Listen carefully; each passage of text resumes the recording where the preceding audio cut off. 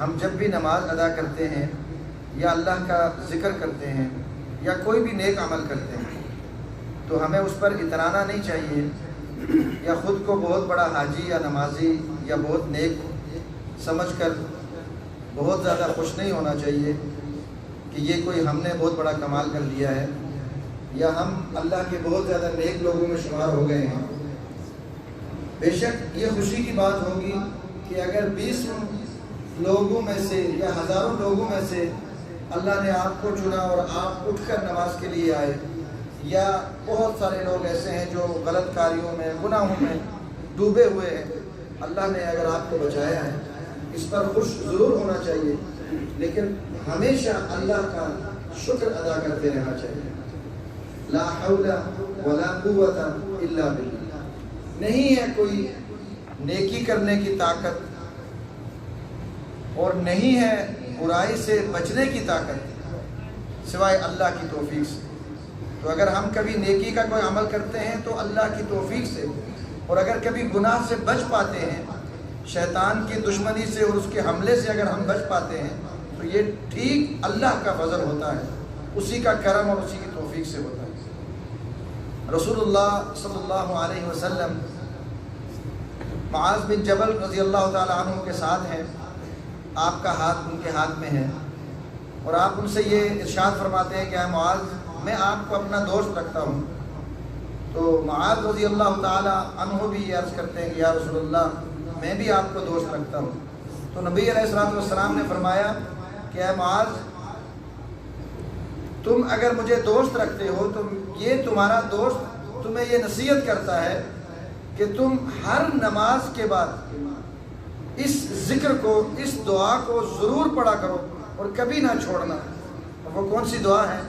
ربی اعنی علی ذکرک و شکرک و حسن عبادتک۔ رسول اللہ صلی اللہ علیہ وسلم کی شان، آپ کا مقام اور مرتبہ اور اتنی فضیلت، گناہوں سے پاک ہونے کے باوجود، پوری رات عبادت کے اندر گزارنے کے باوجود پھر بھی اللہ سے مدد مانگ رہے ہیں اور اللہ سے دعا مانگ رہے ہیں، اللہ سے توفیق مانگ رہے ہیں، تو ہم کون سی کھیت کی مولی ہیں؟ ہمیں کتنا زیادہ ہمیشہ اللہ کا شکر بھی بجا لانا چاہیے نیک عمل کرنے پر، اور اللہ سے توفیق بھی مانگتے رہنا چاہیے کہ اگر میں نے آج نماز پڑھی ہے اللہ مجھے آئندہ بھی توفیق دے، اگر میں نے آج تیرا ذکر کیا ہے اللہ مجھے آئندہ بھی ذکر کی توفیق دے، اور اگر میں نے آج تیری عبادت کی ہے تو اللہ مجھے احسن طریقے سے عبادت کی توفیق دے۔ ربی اعنی علی ذکرک و شکرک، یا اللہ تو میری مدد فرما تیرا ذکر کرنے میں، تیرا شکر ادا کرنے میں، و حسن عبادتک، اور اچھے سے تیری عبادت کرنے میں۔ نبی علیہ السلام نے کیوں دعا فرمائی؟ کیونکہ صحیح معنوں میں اللہ کی شان کے مطابق تو ہم اس کی عبادت کر نہیں سکتے، لیکن ہم اس کے لیے اللہ سے دعا مانگ سکتے ہیں اور کوشش کر سکتے ہیں۔ لہٰذا اگر رسول اللہ صلی اللہ علیہ وسلم نماز کے بعد کے اذکار میں ہمیشہ یہ دعا کیا کرتے تھے تو ہمیں بالاولیٰ اس بارے میں ضرور کوشش کرنی چاہیے اور یہ ضرور دعا کرتے رہنا چاہیے۔ ایک دفعہ آپ میرے ساتھ پڑھ لیں اور اسے ضرور یاد کریں، بہت بہترین دعا ہے، اور ہمیشہ اللہ سے دعا کیا کریں کہ اللہ ہماری مدد فرمائے۔ آپ میرے ساتھ پڑھیں، ربی اعنی علی ذکرک و شکرک و حسن عبادتک۔